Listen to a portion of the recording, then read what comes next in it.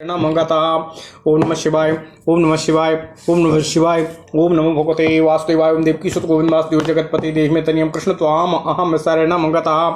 अथ श्री अग्नि महापुराण पंचविंशत्याधिक द्विशततमो अध्यायः राजधर्मः।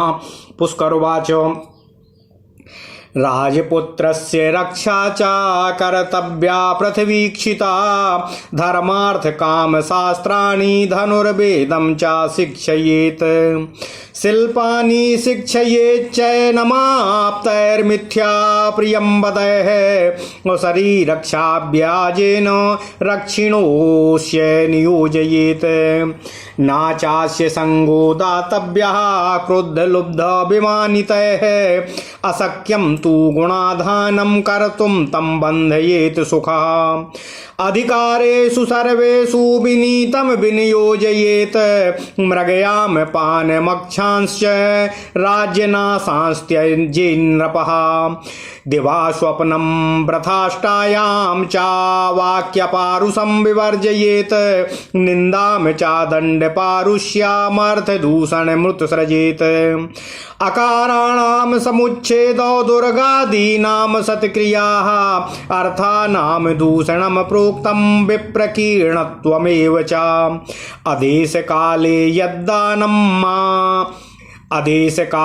यद्दानं पात्रे दानमेव च अर्थेषु दूषणं प्रोक्तं सत्कर्म प्रवर्तनम् कामं क्रोधं मदं मानं लोभं दर्पं च वर्जयेत् ततो भृत्य जयं कृत्वा पौरजान्मत्पदं जपेत् जयेद् बाह्या नरीपंश्चाद् ब्रह्माश्च त्रिविधारयः गुरुवस्ते यथा पूर्वं कुल्यानन्तरकृत्रिमाः पितृपैतामहं मित्रं सामन्तस्य तथा रिपो कृत्रिमं च महाभागो मित्रं त्रिविधमुच्यते। ओम नमः शिवाय ओम नमः शिवाय ओम नमः शिवाय ओम नमो भगवते वासुदेवाय ओम देवकी सुत गोविंद वासुदेव जगतपते देव में तनियम कृष्ण त्वाम अहम शरणं गतः। स्वाम्यामात्यो जनपदा दुर्गो दण्डस्तथैव च कोशो मित्रं च धर्मज्ञ सप्तांगम राज्यमुच्यते मूलं स्वामी सा वै रक्षस्तस्माद् राज्यं विशेषतः राज्याङ्गद्रोहिणं हन्यात् काले तीक्ष्णे मृदुर्भवेत् एवं लोकद्वयं राज्ञो भृत्यैर्हासं विवर्जयेत् भृत्याः परिभवन्ति है नृप हर्षण सतकथम लोक संग्रहणार्थाय कृतकव्यासनो भवेत स्मृत पूर्वाभिभाषी स्याल्लोकानां रंजनं चरेत दीर्घ सूत्रस्य नृपते कर्महानिर्ध्रुवं भवेत रागे दर्पे च माने च द्रोहे पापे च कर्मणि अप्रिये चैव वक्तव्ये दीर्घसूत्रः प्रशस्यते गुप्तमन्त्रो भवेद्राजा नापदो गुप्तमन्त्रतः ज्ञायते हि कृतं कर्मं नारब्धं तस्य राज्यकम् आकारैरिङ्गितैर्गत्या चेष्टया भासि तेन च नेत्रवक्त्र विकाराभ्याम गृह्यतेऽन्तर्गतं पुनः नैकस्तु मन्त्रयेन मन्त्रं न राजा बहुभिर्मन्त्रयेत कामं राजा मन्त्रान् पृथक् पृथक् मन्त्रिणामपि नो कुर्यान् मन्त्री मन्त्रप्रकाशनम् क्वापि कस्यापि विश्वासो भवति है सदा नृणां निश्चयश्च तथा मंत्रे कार्य एकेन सूरिणा नश्चेद विनयाद्राजा राज्यं च विनयाल्लभेत त्रैविद्येभ्यस्त्रयीं विद्यां दण्डनीतिं च शाश्वतीम् अनवीक्षिकीं चार्थ विद्यां वार्तारम्भाश्च लोकतः जितेन्द्रियो हि शक्नोति वशे स्थापयितुं प्रजा पूज्या देव द्विजा सर्वे दद्यादानानि तेषु च द्विजे दानं चाक्षयोऽयं निधि कैश्चिन् नास्यते संग्रामेष्वानिवर्तित्वं प्रजानां परिपालनं दानानि ब्राह्मणानां च राज्ञो निःश्रेयसं परम् कृपणानाथ वृद्धानां विधवानां चायोषितां योगक्षेमं चा वृत्तिं च तथैव परिकल्पयेत्। वर्णाश्रमव्यवस्थानं कार्यं तापसपूजनं नः विश्वसेच्च सर्वत्र तापसेषु च विश्वसेत्। विश्वासयेच्चापि परं तत्त्वभूतेन हेतुना कावकवच्चिन्तयेदर्थं सिंहवच्च पराक्रमेत। ब्रकवच्चावलुम्पेत सासवच्च विनिष्पतेत। दृढ़ प्रहारी चा भवेत् तथा सुकर्वन्नृपाः। चित्राकारश्च शिखीवद् दृढ़भक्तिस्थाश्ववत् मनोच भवेच्च मधुराभासी तथा कोकिल वृन्त्रपः। ओम नमः शिवाय। काकसंकी भवे नित्यं ज्ञातां वसतिं वसेत्। ना परीक्षित पूर्वं च भोजनं शयनं स्पृशेत्। ना विज्ञातां स्त्रियां गच्छे नाज्ञातं नावमारुहेत। राष्ट्रकर्षि भ्रश्यते च राज्यार्थाच्चैव जीवितात्। भ्रतो वत्सो जात बलः कर्मयोग्यो तथा भवेत्। तथा राष्ट्रं महाभागो वृत्तं कर्म सहं भवेत्।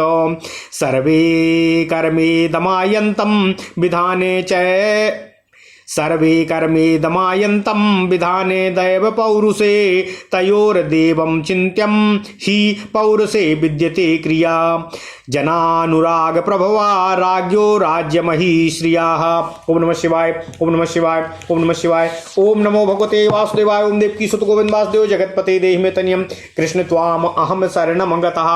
अथ श्री अग्नि महापुराण 225वां अध्याय राजधर्म में विशेष विचार। ओम नमः शिवाय। ओम नमः शिवाय। पुष्कर जी ने कहा, हे महर्षि परशुराम जी, राजा को अपने पुत्र की रक्षा करनी चाहिए तथा उसको धर्मशास्त्र, अर्थशास्त्र, कामशास्त्र और धनुर्वेद तथा युद्ध नीति की शिक्षा देनी चाहिए। साथ ही अनेक तरह के शिल्पों की शिक्षा भी दिया जाना आवश्यक है। शिक्षक विश्वसनीय और प्रिय वचन बोलने वाला होना चाहिए।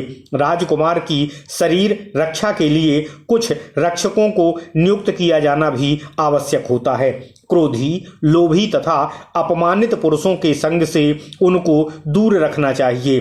गुणों का आधान करना सहज नहीं होता, इसलिए इसके लिए राजकुमार को सुखों से बांधना चाहिए। जिस समय पुत्र शिक्षित हो जाए तभी से उसे सभी अधिकारों में नियुक्त किया जाना आवश्यक है। मृगया, मद्यपान और जुआ ये राज्य का विनाश करने वाले दोष होते हैं। राजा को इनका परित्याग करना चाहिए। ओम नमः शिवाय।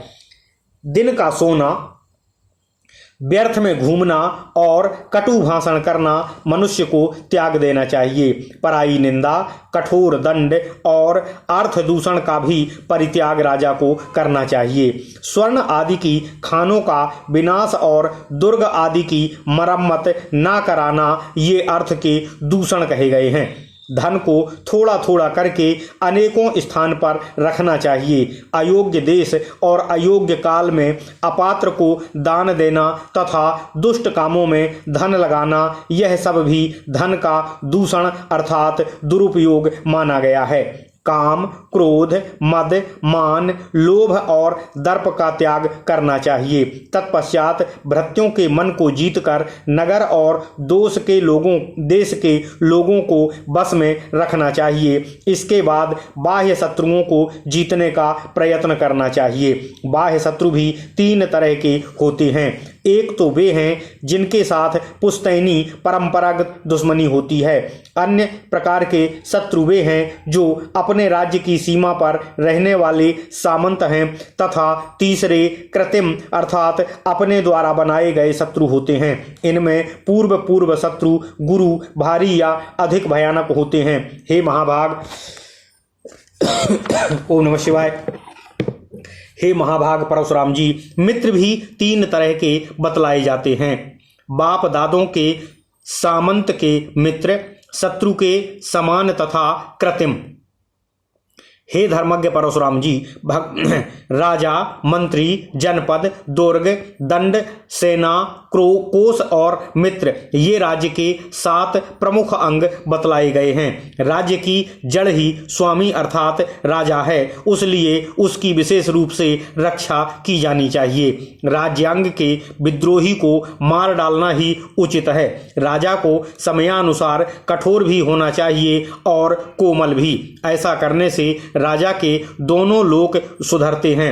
राजा अपने भृत्यों के साथ हंसी परिहास ना करे, क्योंकि सबके साथ हंस हंस कर बातें करने वाले राजा को उनके सेवक अपमानित कर बैठते हैं। लोगों को मिलाए रखने के लिए राजा को बनावटी व्यसन भी रखना चाहिए। वह मुस्का कर बोले और ऐसा बर्ताव करना चाहिए जिससे सब लोग सदैव प्रसन्न रहें। दीर्घसूत्री अर्थात कार्यारंभ में विलंब करने वाले राजा के कार्य भी अवश्य हानि पहुंचाते हैं, परंतु राग, दर्प, अभिमान, द्रोह, पाप कर्म तथा अप्रिय भाषण में दीर्घसूत्री अर्थात विलंब लगाने वाले राजा की प्रशंसा की जाती है। राजा को अपनी मंत्रणा गुप्त रखनी चाहिए। उसके गुप्त रहने से राजा पर कोई आपत्ति नहीं आती है। क्षमा कीजिएगा। राजा का राज्य संबंधी कोई कार्य पूरा हो जाने पर ही दूसरों को मालूम होना चाहिए। उसका प्रारंभ कोई भी ना जान पावे। मनुष्य के आकार, इशारे, चाल ढाल, चेष्टा, बातचीत का तरीका तथा नेत्र और मुख के विकारों से उसके अंदर की बात पकड़ में आ जाती है। राजा ना तो अकेले ही किसी गुप्त विषय पर विचार करना चाहिए राजा को ना तो अकेले ही किसी गुप्त विषय पर विचार करना चाहिए और ना ही अधिक मनुष्यों को ही उसके साथ प्रकट करना चाहिए। बहुतों को सलाह अवश्य लें, परंतु पृथक पृथक सभी को एक साथ बुलाकर उनसे सलाह परामर्श ना करें। मंत्री को राजा के गुप्त विचार को दूसरे मंत्रियों पर भी प्रकट नहीं करना चाहिए। मनुष्य का सदा कहीं किसी पर एक समान विश्वास नहीं रहता है, इसलिए एक ही विद्वान मंत्री के साथ बैठकर राजा को गुप्त मंत्र का निश्चय करना चाहिए। विनय का त्याग करने से राजा का विनाश हो जाता है और विनय की रक्षा से उसको राज्य की प्राप्ति हो जाती है। तीनों वेदों के विद्वानों से त्रयी विद्या, सनातन दंड नीति, अन्वीक्षिकी अर्थात अध्यात्म विद्या तथा अर्थशास्त्र का ज्ञान प्राप्त करना आवश्यक होता है। साथ ही वार्ता, कृषि, गोरक्षा एवं वाणिज्य आदि के प्रारंभ करने का ज्ञान लोक से सदा मनुष्य को प्राप्त करते रहना चाहिए। अपनी इंद्रियों को बस में रखने वाला राजा ही प्रजा को अधीन रखने में सक्षम होता है। देवताओं और समस्त ब्राह्मणों की पूजा करनी चाहिए तथा उनको उचित और समयानुसार दान भी देना चाहिए। ब्राह्मण को दिया हुआ दान अक्षय निधि के समान होता है, उसको कोई भी कभी भी नष्ट नहीं कर सकता है। संग्राम में पीठ न दिखाना, प्रजा का पालन करना और ब्राह्मणों को दान देना, ये राजा के लिए कल्याण की बातें कही गई हैं। तीनों दीनों, अनाथों, वृद्धों तथा विधवा स्त्रियों के योगक्षेम का निर्वाह करना भी राजा का कर्तव्य होता है। उसके लिए आजीविका का प्रबंध करना चाहिए। वर्ण और आश्रम धर्म की रक्षा तथा तपस्वियों का सत्कार राजा का कर्तव्य होता है। राजा कहीं भी विश्वास नहीं करना चाहिए, परंतु तपस्वियों पर अवश्य ही विश्वास करना चाहिए। उनको यथार्थ युक्तियों के द्वारा दूसरों पर अपना विश्वास जमा लेना चाहिए। राजा बगुले की भांति अपने स्वार्थ का विचार नहीं करना चाहिए। अवसर पाने पर सिंह के समान पराक्रम दिखावे, भेड़िए की तरह झपट कर शत्रु को विदीर्ण कर डाले, खरगोश की भांति छलांगे भरते हुए अदृश्य हो जाए और सुअर की भांति दृढ़ता पूर्वक प्रहार करे। राजा मोर की भांति विचित्र आकार धारण करे, घोड़े के समान दृढ़ शक्ति रखने वाला हो और कोयल की तरह मीठे वचन बोलने वाला हो। कौवे की तरह सबसे चौकन्ना रहे, रात में ऐसे स्थान पर रहे जो दूसरों की संज्ञान में ना हो। राजा जांच या परख किए बिना भोजन और शैया को ग्रहण नहीं करना चाहिए। अपरिचित स्त्री के साथ समागम नहीं करना चाहिए। बेजान पहचान की नाव पर ना चढ़ें। अपने राष्ट्र प्रजा को चूसने वाला राजा राज्य और जीवन दोनों से ही हाथ धो बैठता है। हे महाभाग परशुराम जी, जिस प्रकार पाला हुआ बछड़ा बलवान होने पर काम करने के योग्य होता है,